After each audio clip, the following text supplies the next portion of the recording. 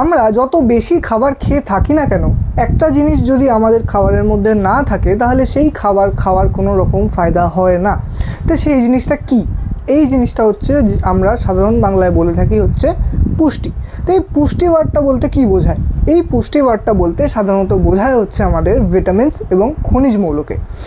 আর এই দুটোর মধ্যে আজকে একটা নিয়ে আমরা আলোচনা করতে চলেছি, সেটা হচ্ছে ভিটামিনস। এই ভিটামিনস কী কী ধরনের হয়, এই ভিটামিনস আসলে হয়টা কী, এবং কী কী কাজে লাগে, না থাকলে কী কী হবে শরীরের মধ্যে, এই সমস্ত কিছু নিয়ে আজকে আমরা আলোচনা করব। তো চলো দেরি না করে স্টার্ট করা যাক। ভিটামিন বলতে সাধারণত এমন কিছু মৌলকে বোঝায় যেটা খাদ্যের মধ্যেই উপস্থিত থাকে, কিন্তু সেটা খাদ্য আমরা যতটা পরিমাণ খাচ্ছি তার প্রায় 1 to 2% বা তারও কম পরিমাণে আমাদের খাদ্যে উপস্থিত থাকে। এবার সেই জিনিসটা যদি আমাদের শরীরে না প্রবেশ করে তাহলে নানা রকম সমস্যা তৈরি হয় বা হওয়ার চান্স থাকে। এবার এই জিনিসটা যদি আমরা দেখি যে আমাদের খাবারে নেই, অথচ আমরা অনেক বেশি পরিমাণে খাবার ইনটেক করছি বা খাচ্ছি, তাহলে আমাদের শরীরে কিন্তু কোনো রকম লাভ হবে না। তো এই ভিটামিন সাধারণত দু প্রকার হয়ে থাকে। ভিটামিন ক প্রকার হয়ে থাকে? ভিটামিন সাধারণত দু প্রকার হয়ে থাকে। কিসের ভিত্তিতে? না, দ্রাব্যতার ভিত্তিতে। দ্রাব্যতাটা কি হয়? এই দ্রাব্যতা বলতে বোঝায় যে এই ভিটামিন কোন দ্রাবক বা দ্রাবক। আমরা কোনো দ্রবণ বলতে কি বুঝি? দ্রবণ বলতে আমরা কি বুঝি? দ্রাবক আর দ্রাবক, এই দুটো জিনিস আমরা বুঝে থাকি। তা এই দ্রাবকটা কি থাকে? বেশি পরিমাণে থাকে। আর এই দ্রাবকটা কি থাকে? কম পরিমাণে থাকে। এখানে ভিটামিন কি পরিমাণে থাকে? কম পরিমাণে থাকে। তাহলে এটা কার মধ্যে দ্রবীভূত হচ্ছে? মানে এইখানে ভিটামিনটা কিসের মতো কাজ করছে? ভিটামিনটা দ্রাবর মতো কাজ করছে। তো এই ভিটামিনটা কার মধ্যে কিভাবে দ্রবীভূত হচ্ছে তার উপর ডিপেন্ড করে ভিটামিনকে ক ভাগে ভাগ করা যায়? সাধারণত দু ভাগে ভাগ করা যায়। সেটা কি কি? না, প্রথম প্রকার হচ্ছে তেলে দ্রব্য। কিসের দ্রব্য? না, তেলে দ্রব্য। আর দ্বিতীয় প্রকার হচ্ছে জলে দ্রব্য। প্রথম প্রকার কি? তেলে দ্রব্য। আর একটা কি? জলে দ্রব্য। তার মানে এখানে এই যে তেলটা কিসের মতো কাজ করবে? দ্রাবকের মতো কাজ করবে। আর এখানে জলটা কিসের মতো কাজ করবে? দ্রাবকের মতো কাজ করবে। তা আমরা তো বুঝলাম ভিটামিন ক প্রকার হয়? দু প্রকার হয়। কিন্তু এই জিনিসটা আমাদের জানতে হবে যে কোন কোন ভিটামিন কিসে কিসের দ্রাব্য এবং কিসে কিসের দ্রাব্য নয়। আমরা সাধারণত একটা অ্যাড শুনেছিলাম অনেক যুগ আগে, লাইফ বয়ের যে অ্যাড থাকতো, সেখানে জিজ্ঞাসা করা হতো আদি তেরা সাবুন স্লো হ্যাঁ ক্যা? এই জিনিসটা আমাদের ইউজ করা হতো অ্যাডের মধ্যে। তো এই যে আদি, এই আদিটা কে? এই আদিটা কে? এই জিনিসটা আমরা খালি খেয়াল রাখবো, আদি কে। তাহলে এই আদি কে কে যদি আমরা মনে রাখি তাহলে আমরা মনে রাখতে পারবো যে কোন কোন ভিটামিনগুলো তেলের দ্রাব্য আর কোন কোন ভিটামিনগুলো জলের দ্রাব্য। তা কি মনে রাখবো? আদি কে। তো এই আদি কের সঙ্গে তেলের দ্রব্য জলের দ্রব্য মনে রাখার কী সম্পর্ক? আমরা সাধারণত জানি যে ভিটামিন ক প্রকার হয়? এ হয়, বি হয়, সি হয়, ডি হয়, ই হয়, কে হয়। এই 5 ধরনের মেনলি আমাদের কি হয়ে থাকে? না, ভিটামিনস হয়ে থাকে। তো এই ভিটামিনসের মধ্যে কিছু ভিটামিনস তেলের দ্রব্য আর কিছু ভিটামিনস জলের দ্রব্য। তাহলে আমরা মনে রাখবো কী করে? তার মধ্যে এই দুটো প্রকারের মধ্যে যে কোনো একটাকে আমরা যদি মনে রাখতে পারি তাহলে অন্যটা অটোমেটিকলি মনে থেকে যাবে। তাহলে আমরা জলের দ্রব্যকে মনে রাখবো না, আমরা মনে রাখবো তেলের দ্রব্যকে। তেলের দ্রব্য মনে রাখার জন্য কী ট্রিক? না, এই আদি কে যে জিনিসটা, এই জিনিসটা মনে রাখতে হবে। তো এই আদি কেটা বোঝাচ্ছে কি? আমরা যদি এটাকে ইংলিশে লিখি আ ডি কে, এখানে কি এই 5টার মধ্যে 4টেকে আমরা পেলাম? 5টা না, কোনো 6টা আছে। এই 6টার মধ্যে 4টেকে কি আমরা পেলাম? এ ভিটামিন, ডি ভিটামিন, ই ভিটামিন এবং কে ভিটামিন। তো এই যে 4টে ভিটামিন, এই 4টে ভিটামিন কিসের দ্রব্য? না, তেলের দ্রব্য। এখানে আমি একটুখানি ভালো করে লিখে দিই। এক্সাম্পল কি তেলের দ্রব্যের? না, এ ভিটামিন, ডি ভিটামিন, ই ভিটামিন এবং কে ভিটামিন। আর বাকি কে রয়ে গেল? ভিটামিন বি আর হচ্ছে সি। এবার এখানে বি কমপ্লেক্স বলতে বি এর সাধারণত 12 রকম বা 12টা কমপ্লেক্স হয়ে থাকে। যেমন B1 কমপ্লেক্স, B2 কমপ্লেক্স বা B1 B2 B3 এরকম B12 করে এরকম 12টা টোটাল ভিটামিন নিয়ে ভিটামিন বি কমপ্লেক্স তৈরি হয়। তাহলে এখানে আমি যদি ভিটামিন বি বলি তাহলে এখানে ভিটামিন বি কমপ্লেক্সকে বোঝাচ্ছে। কাকে বোঝাচ্ছে? না ভিটামিন বি কমপ্লেক্সকে বোঝাচ্ছে। এর সাথে যে বাকি রয়ে গেছিলো সি, সেও হচ্ছে কি না জলের দ্রব্য। তো আমরা তো বুঝলাম যে ভিটামিন কি হয়। ভিটামিন হলো এক ধরনের সাধারণ দ্রব্য ঠিক বলা উচিত না, এক ধরনের মৌল বা আমরা পরমাণু বলে থাকতে পারি, বা এক ধরনের উপাদান, আমরা সিম্পলভাবে মনে রাখতে পারি এক ধরনের উপাদান যেটা খাদ্যে খুব কম পরিমাণে উপস্থিত থাকে। কিন্তু সেটা যদি কোনো কারণে আমাদের খাদ্যে না থাকে তাহলে নানা রকম আমরা সমস্যার সম্মুখীন হয়ে উঠতে হবে। তা আমরা তারপর কি দেখলাম যে এই ভিটামিন ক প্রকার হয়, কিসের বেসিসে? না কোন দ্রাবকের মধ্যে কিভাবে দ্রবীভূত হচ্ছে তার বেসিসে। ভিটামিন ক প্রকার না দু প্রকার। প্রথম প্রকার কি? তেলের দ্রব্য। দ্বিতীয় প্রকার কি? না জলের দ্রব্য। তেলের দ্রব্য মনে রাখার কিভাবে উপায়? না আমরা মনে রাখবো আদি কে। তা এই আদি কের মধ্যে লুকিয়ে রয়েছে 4টে ভিটামিন, না কে? ফার্স্ট এ, তারপর ডি, তারপর ই, তারপর কে। আর বাকি কে রয়ে গেল? ভিটামিন বি এবং ভিটামিন সি কমপ্লেক্স।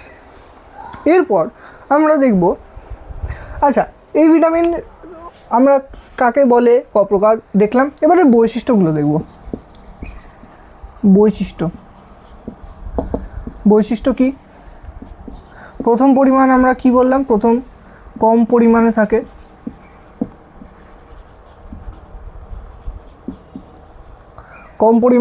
প্রথম কথা। কোফ্যাক্টর হিসেবে কাজ করে। একটা নতুন ওয়ার্ড শিখলাম, কোফ্যাক্টর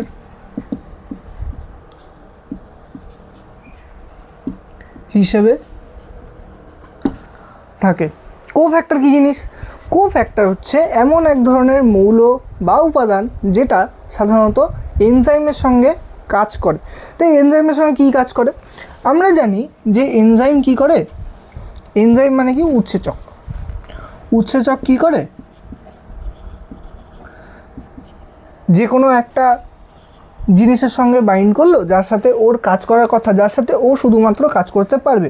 উৎসেচক আমাদের মনে রাখতে হবে খুব বেশি স্পেসিফিক বলতে কি, মানে একটা উৎসেচক কেবলমাত্র একটা পার্টিকুলার বস্তুর সঙ্গেই ও বিক্রিয়া করবে, সবার সাথে বিক্রিয়া করে ফেললে এরকম কখনো উৎসেচক হয় না। তো উৎসেচক কী করবে? যে কোনো একটা বস্তুর সঙ্গে বা যে কোনো একটা জিনিসের সঙ্গে বিক্রিয়া করলো, বিক্রিয়া করে একটা বিক্রিয়াত পদার্থ তৈরি করলো আরেকটা জিনিস। কিন্তু এই উৎসেচক ততক্ষণ পর্যন্ত কাজ করতে পারবে না যতক্ষণ পর্যন্ত এই কোফ্যাক্টর বা কোএনজাইম একসাথে না থাকছে। তাহলে যখন এই কোফ্যাক্টর উৎসেচকের সাথে এসে বাইন্ড করছে বা জয়েন করে যাচ্ছে, তখন এই উৎসেচক কী হয়ে যাচ্ছে? অ্যাক্টিভ হয়ে যাচ্ছে। অ্যাক্টিভ মানে কি? না এ কাজ করতে সক্ষম হয়ে উঠছে। কাজ করতে সক্ষম হয়ে ওঠার পর ও কী করবে? না একটা বস্তুর সঙ্গে বিক্রিয়া করবে, বিক্রিয়া করে একটা পার্সপেক্টিভ বা ওর যে দরকার অনুযায়ী ছিল সেই দরকার অনুযায়ী একটা কী করবে? না বস্তু তৈরি করবে। আর এটা না থাকলে কি হতে পারে? এটা না থাকলে রোগের সম্মুখীন হতে হবে।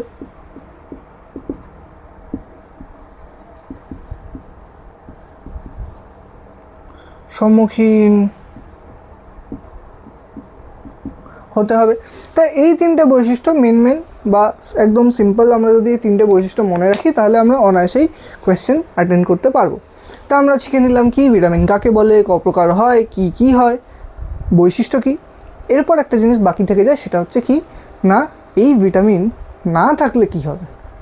আমরা তো জানলাম যে ভিটামিন যদি না থাকে তাহলে নানা রকম সমস্যা হতে পারে, কিন্তু কার অভাবে, কোন ভিটামিনের অভাবে কি রোগ হবে সেই জিনিসটা আমাদের অবশ্যই জানতে হবে।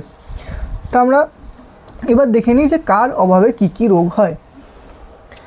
আমরা যদি এইখানে একটা আলাদা করে সেকশন মানে যে রোগ, কার অভাবে কি রোগ হয় সেটা আমরা দেখব। ভিটামিন এ সাধারণত আমাদের চোখের দৃষ্টি ভালো করতে সাহায্য করে। তো ভিটামিন এ যদি আমাদের শরীরে কম থাকে বা যদি না থাকে তাহলে আমাদের শরীরের প্রবলেমটা কোথায় হবে? চোখে হবে। কীরকম অসুবিধা? আমরা দেখতে কম পাবো। তাহলে এই দেখতে কম পাওয়াকে ওয়ান ওয়ার্ডে আমি যদি এক্সপ্লেন করতে চাই বা বলতে চাই, কাউকে বোঝাতে চাই, তাহলে আমাকে কি বলতে হবে না অন্ধত্ব, বা আমরা এক ওয়ার্ডে লিখতে পারি যে কি না অন্ধত্ব হতে পারে। এছাড়া আরেকটা চোখ সংক্রান্ত সমস্যা হয়, সেটা হচ্ছে কি না রাতকানা রোগ। কী রোগ? না রাতকানা রোগ হলো। এবার আরেকটা জিনিস, ভিটামিন ডি। ভিটামিন ডি কোথায় কাজ করে? ভিটামিন ডি আমরা সাধারণত জানি যে আমাদের হাড়, দাঁত এই সমস্ত গঠন করতে সাধারণত কাজে লাগে ভিটামিন ডি। তা আমাদের যদি মেনলি ভিটামিন ডি আমার কোথায় কাজ করে? হাড়ে কাজ করে। তাহলে এই ভিটামিন ডি কিসের হেল্প করবে? আমাদের হাড়ের একদম সুস্থ সবল ভালো হয়ে উঠতে সাহায্য করবে। তাহলে যদি এই ভিটামিন ই না থাকে তাহলে কী হবে? ভিটামিন ই না থাকলে রিকেট জাতীয় বা হাড় সংক্রান্ত সমস্যা হতে পারে। আমরা একটা মনে রাখবো, রিকেট। আচ্ছা, এই ভিটামিন ই সাধারণত ত্বকের, এখানে লিখবো না, ভিটামিন ই সাধারণত ত্বকের বিভিন্ন রকম সমস্যার সৃষ্টি করে। ত্বকের সমস্যা,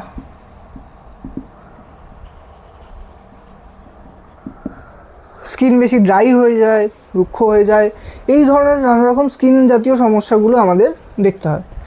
ভিটামিন কে, ভিটামিন কে কী করে? ভিটামিন কে সাধারণত আমাদের রক্ত তঞ্চনের যা প্রসেস হয়, যে ধরো কোথাও কেটে গেল, সেখান থেকে রক্ত বেরাচ্ছিল, এবার এই রক্ত বেরানোটা বন্ধ করার জন্য কিছু ভিটামিনস বা কিছু পরমাণুর দরকার পড়ে।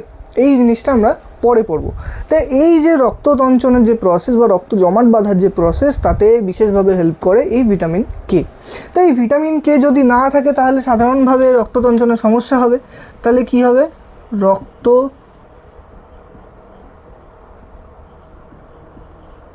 তঞ্চনে কি হবে না সমস্যা হবে।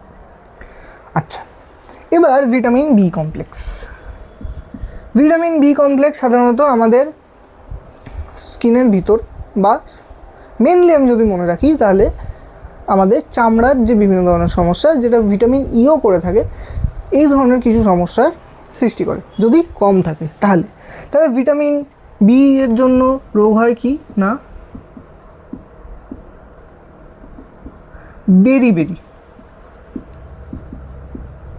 বেরি হতে পারে, আর রক্তাল্পতাও হতে পারে। ভিটামিন সি এর জন্য কি হয়? ভিটামিন সি এর জন্য হয়ে থাকে সাধারণত কি না স্কারভি। এছাড়াও রক্তাল্পতাও হতে দেখা যায় অনেক সময়। তাহলে একবারে যদি আমরা দেখি, তাহলে ভিটামিন এর অভাবে হয় কি না অন্ধত্ব রোগ বা রাতকানা রোগ। ভিটামিন ডি এর অভাবে রিকেট হতে পারে। ভিটামিন ই এর অভাবে নানা রকম ত্বকের সমস্যা হতে পারে। ভিটামিন কে এর অভাবে রক্ততঞ্চনের প্রবলেম হয়। ভিটামিন বি যদি না থাকে তাহলে বেরি বা রক্তাল্পতা হতে পারে। আর যদি সি না থাকে তাহলে কি হতে পারে? তার মধ্যে স্কারভি হতে পারে অথবা রক্তাল্পতা হতে পারে। তো এটা ছিল আমাদের একদম ডিটেল ভিডিও অন ভিটামিনস। তাই এই জিনিসটা আমাদের বিশেষ করে জানতে হবে। এটা যেমন আমাদের এক্সামেও অনেক বেশি হেল্প করবে, তার সাথে আমাদের রিয়েল লাইফ বা আমাদের শরীর গঠনের ক্ষেত্রেও অনেক বেশি হেল্প করবে। তাই এই জিনিসগুলো আমাদের অবশ্যই জানতে হবে। তা তোমাদের যদি ভিডিওটা ভালো লেগে থাকে তাহলে অবশ্যই লাইক করে দাও। যদি চ্যানেলে নতুন হয়ে থাকো তাহলে অবশ্যই সাবস্ক্রাইব বাটনে ঘন্টা বাজিয়ে চলে যাও।